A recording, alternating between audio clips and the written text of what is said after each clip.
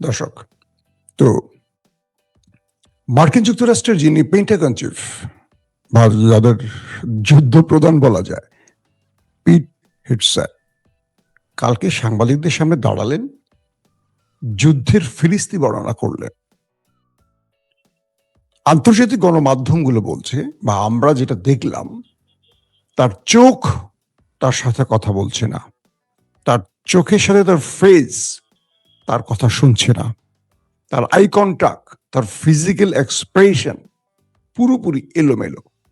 এই ব্যক্তির এর আগেরও বক্তব্য আমি শুনেছি, একটা চুলটাকে পেছনে করে আশ্রয়, আপনারা হয়তো তাকে চেনেন, তো ড্যাশিং একটা ছেলে। কিন্তু কালকে তার বক্তব্য শুনে মনে হচ্ছে যে ইরানে তারা যে কাঙ্ক্ষিত লক্ষ্যে গিয়েছিল সেটা পূরণ হয়নি, বরং তারা ইরানের কাছে অনেক বড় সারপ্রাইজ পেয়েছে।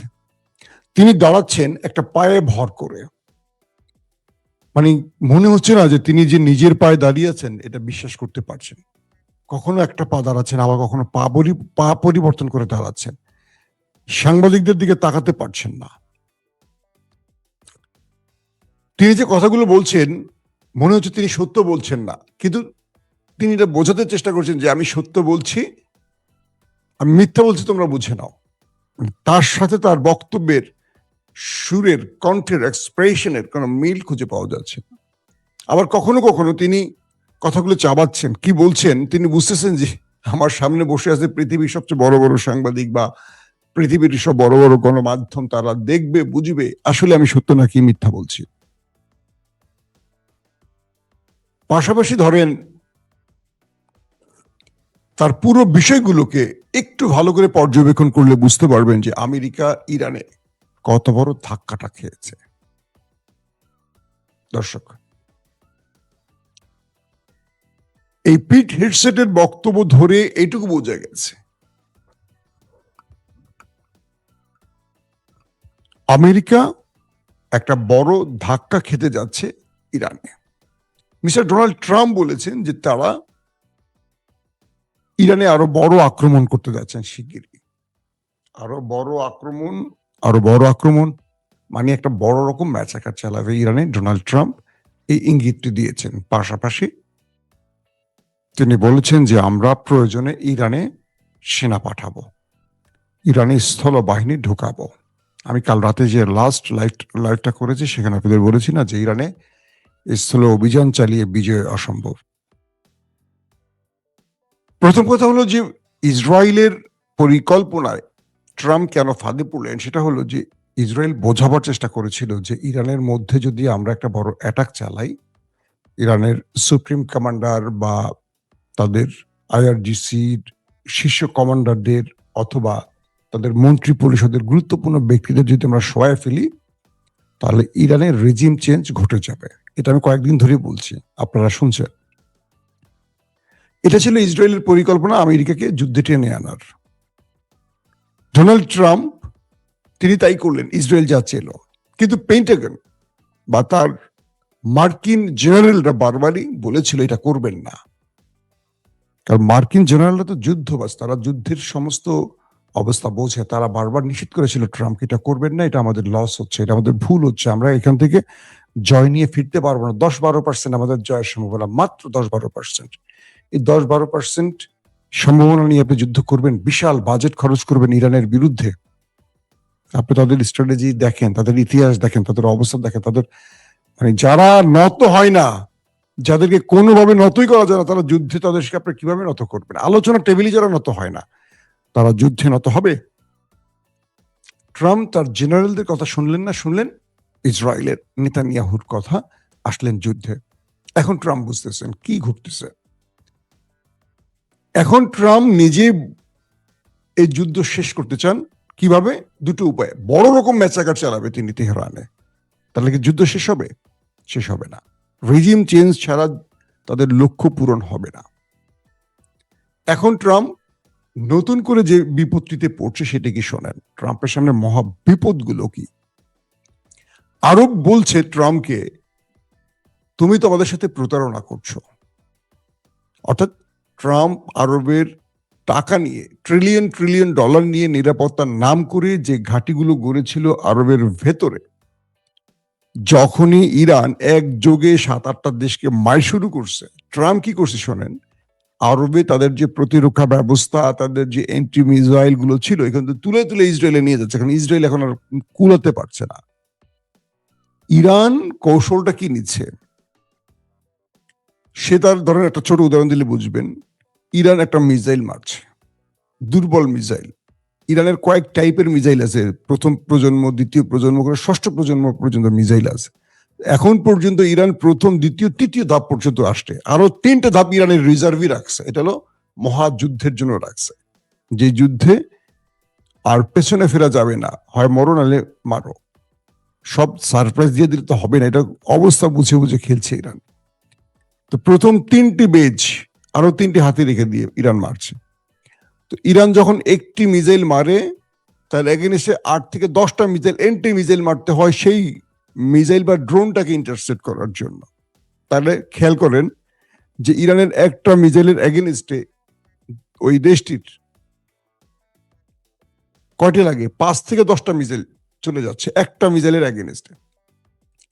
এখন ওই দেশটির যে মিসাইল ভান্ডার প্রায় খালি, তা আমেরিকা থেকে দেয়া হয়েছে। আমেরিকার যেহেতু একসাথে আমেরিকারও হিট করা হচ্ছে ঘাঁটিগুলো টার্গেট করে, আমেরিকা তো নিজেরও এন্টি মিসাইল মারতে হচ্ছে, আমেরিকারও মিসাইল খালির দিকে আসছে।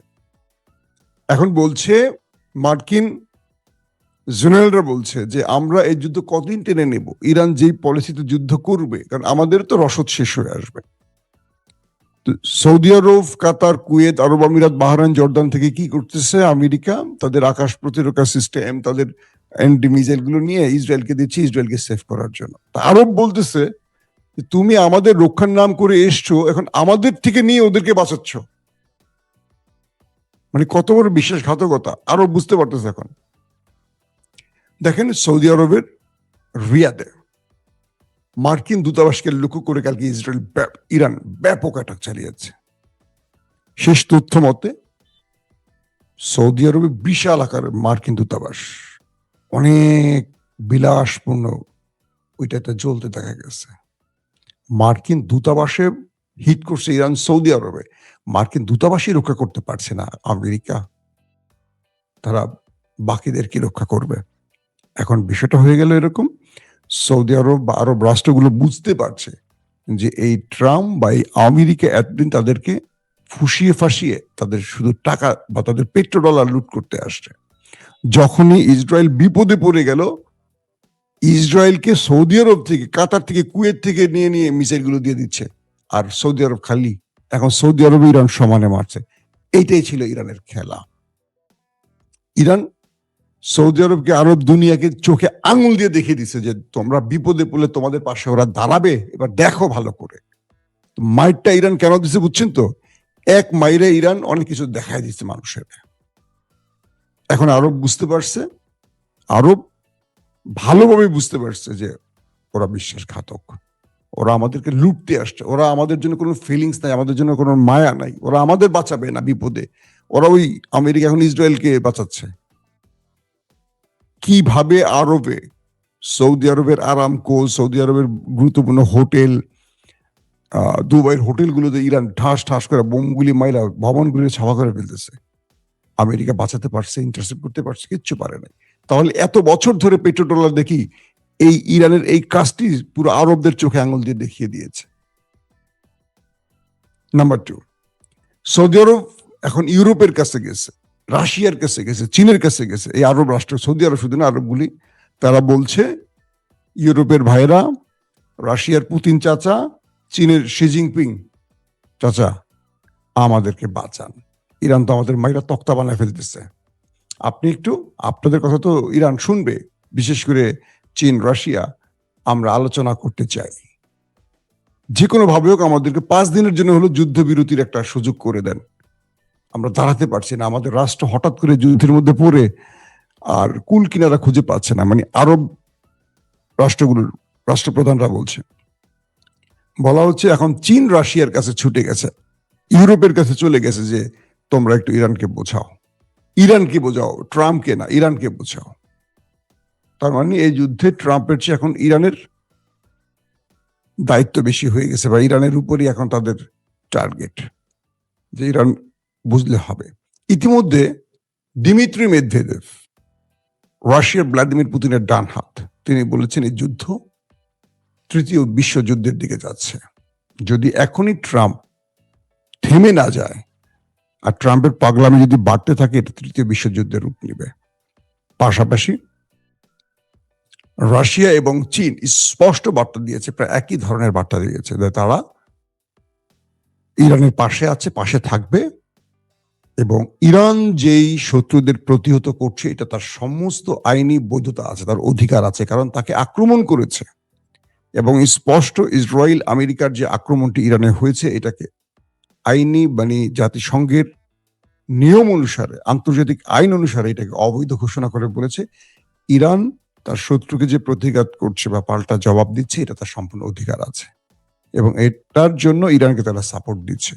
পাশাপাশি বলেছে যে ইরানের যে কোনো বিপদে, যে কোনো প্রয়োজনে চীন পাশে থাকবে, যে কোনো বিপদে প্রয়োজনে রাশিয়া পাশে থাকবে। একদমই স্পষ্ট জোরালো ভাষায় এই প্রথম ইরান এবং রাশিয়া ইরানের পক্ষে, চীন এবং রাশিয়া ইরানের পক্ষে দাঁড়িয়ে গেছে। এটা এখন আমেরিকা ইসরায়েলের জন্য টেনশনের কারণ। কারণ এখন যদি কোনো কারণে ইউরোপের রাষ্ট্রগুলো ইসরায়েল কিংবা আমেরিকার পাশে দাঁড়ায়, সেক্ষেত্রে এই দুটো রাষ্ট্র দাঁড়িয়ে যাবে। একটা জিনিস মনে রাখবেন, এক চীন পুরো ইউরোপকে একা পেটাতে পারে, মানেন আর না মানেন। চীনের কাছে যা আছে, চীন যদি মনে করে যে আমি পুরো ইউরোপের সাথে একা লড়াই করব, পারবে। এক রাশিয়া আমেরিকার সাথে লড়াই করবে, বাকি থাকে কে? শক্তিশালী দেশ আছে কারা বলেন? তুরস্ক ইরানকে একটা টোকাও দেবে না, বরং এই যুদ্ধে তুরস্ক ইরানকে নেপথ্যে সাহায্য করতেছে, পাকিস্তান নেপথ্যে সাহায্য করবে।